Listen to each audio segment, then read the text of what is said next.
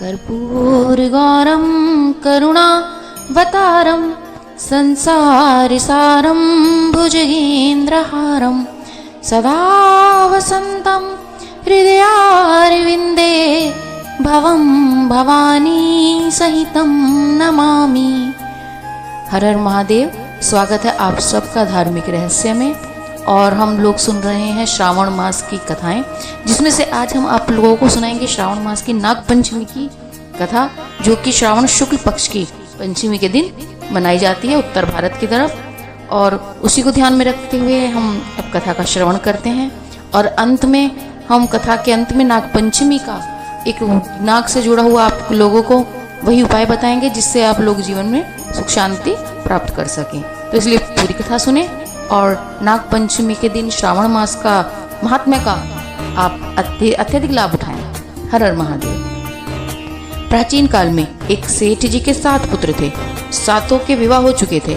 सबसे छोटे पुत्र की पत्नी श्रेष्ठ चरित्र की विदुषी और सुशील महिला थी, परंतु उसके कोई भाई नहीं था। एक दिन बड़ी बहू ने घर लीपने को पीली मिट्टी लाने के लिए सभी बहुओं को साथ चलने को कहा, तो सभी अपने अपने सामान धालियां और खुरपी लेकर मिट्टी खोदने लगी।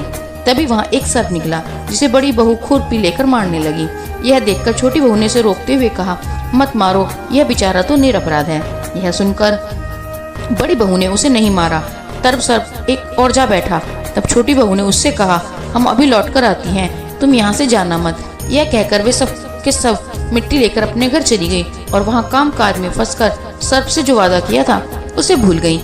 दूसरे दिन यह बात याद आई तो सबको साथ लेकर वह वहां पहुंची और सर्प को उस स्थान पर बैठा देखकर बोली, सर्प भैया नमस्कार। सर्प ने कहा, तू भैया कह चुकी है इसलिए तुझे छोड़ देता हूँ, नहीं तो तुझे झूठी बात कहने के कारण तुझे अभी डस लेता। वह बोली, भैया मुझसे भूल हो गई, उसकी क्षमा मांगती हूँ।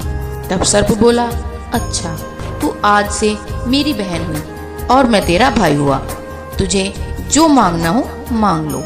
वह बोली, भैया मेरा कोई नहीं है, अच्छा हुआ जो तू मेरा भाई बन गया। कुछ दिन व्यतीत होने पर वह सर्प मनुष्य का रूप धारण करके उसके घर आया और बोला कि मेरी बहन को भेज दो।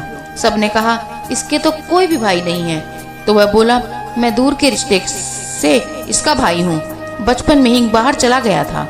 उसके विश्वास दिलाने पर घर के लोगों ने छोटी को उसके साथ भेज दिया। उसने मांग में बताया कि मैं सर्प हूँ, इसलिए तू डरना नहीं, और जहाँ चलने में कठिनाई हो वहाँ मेरी पूंछ पकड़ लेना।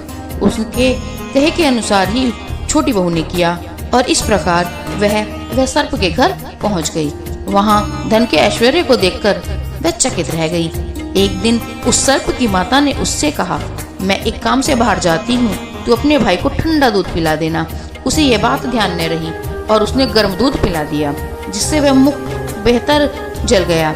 यह सर्प देखकर सर्प की माता बहुत क्रोधित हुई, परंतु सर्प के समझाने पर शांत हो गई। तब सर्प ने कहा कि बहन, जो अब इतने दिन हो गए हैं आए हुए घर से बहन को उसे घर भेज देना चाहिए। तब सर्प और उसके पिता ने उसे बहुत सोना, चांदी, जवाहरात, वस्त्र, आभूषण आदि देकर उसके घर पहुंचा दिया। इतना ढेर सारा धन देखकर बड़ी बहू ने ईर्ष्या से कहा, भाई तो बड़ा धनवान है, तुझे तो उससे और भी धन लाना चाहिए। जब सर्प ने यह वचन सुने तो उसने और भी बहुत सारी वस्तुएं सोने की लाकर दे दी। यह देखकर बड़ी बहू ने कहा, इन्हें झाड़ने पूछने को भी तो सोने की झाड़ू चाहिए। तब सर्प ने झाड़ू भी सोने की लाकर रख दी। सर्प ने अपनी छोटी बहन को हीरे मणियों का एक अद्भुत हार दिया। उसकी प्रशंसा उस देश की रानी ने भी सुनी और वह राजा से बोली कि सेठ जी, छोटी बहू का हार यहाँ आना चाहिए। राजा ने मंत्री को हुक्म दिया, उससे वह हार लेकर शीघ्र उपस्थित हो। मंत्री ने सेठ से जाकर कहा कि महारानी जी ने छोटी बहू का हार मंगवाया है तथा वही हार को पहनेंगी। वह हार मुझे लाकर दे दो। सेठ जी ने डर के कारण छोटी बहू से हार मांगकर दे दिया। छोटी बहू को यह बहुत बुरी लगी। उसने अपने सर्व भाई को याद किया और आने पर प्रार्थना की, रानी ने हार छीन लिया है, तुम कुछ ऐसा करो कि जब भी वह रानी उस हार को गले में पहने तब वह सर्प बन जाए और जब मैं पहनूं तो वह मणियों का हार हो जाए। सर्प ने ठीक वैसा ही किया। जैसे ही रानी ने हार पहना वैसे ही वह सर्प बन गया। यह देखकर रानी चीख पड़ी और रोने लगी। यह देखकर राजा ने सेठ के पास खबर भेजी कि छोटी बहू को तुरंत भेजो। सेठ जी डर गए और राजा न जाने क्या करेगा। वह स्वयं छोटी बहू को साथ लेकर उपस्थित हुए। राजा ने छोटी बहू से पूछा, तूने क्या जादू किया है? मैं तुझे दंड दूंगा। छोटी बोली, राजन धृष्टता क्षमा कीजिए, यह हार ऐसा ही है कि मेरे गले में हीरो का रहता है और दूसरे के गले में यह सर्प बन जाता है। यह सुनकर राजा ने वह सर्प बना हार उसे देखकर कहा कि मुझे अभी पहन कर दिखाओ। छोटी बहू ने जैसे ही वह हार पहना, वह हार वैसे ही हीरे मणियों का हो गया। यह देखकर राजा को उसकी बात का विश्वास हो गया और उसने प्रसन्न होकर उसे बहुत सी मुद्राएं पुरस्कार भी दिया।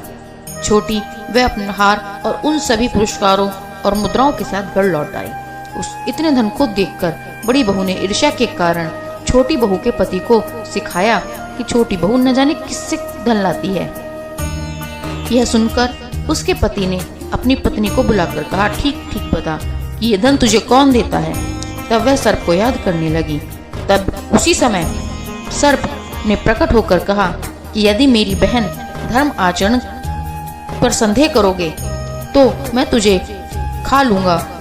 यह सुनकर छोटी बहू का पति डर के अत्यधिक प्रसन्न हुआ और उसने सर्प देवताओं को बड़ा सत्कार किया। उसने भी उसे अपनी पत्नी का भाई मान लिया और उसी दिन से नाग पंचमी का त्योहार मनाया जाने लगा और स्त्रियां नागों की पूजा करने लगी। हर हर महादेव। तो भक्तों, इस प्रकार यह नाग पंचमी की विशेष प्राचीन कथा समाप्त होती है और हम आपको एक नाग पंचमी का वो जो दूध पिलाते हैं नाग को, वही उपाय बताएंगे। क्योंकि लोग आजकल कहने लगे हैं कि नागों को दूध नहीं पिलाना चाहिए, नाग दूध नहीं पीते। तो ये सब आजकल की बातें हैं। प्राचीन मत से हमें नागों की पूजा भी करना चाहिए और उनका सम्मान भी करना चाहिए। उसी को मानते हुए अपनी प्राचीन व्यवस्थाओं को बनाए रखना चाहिए।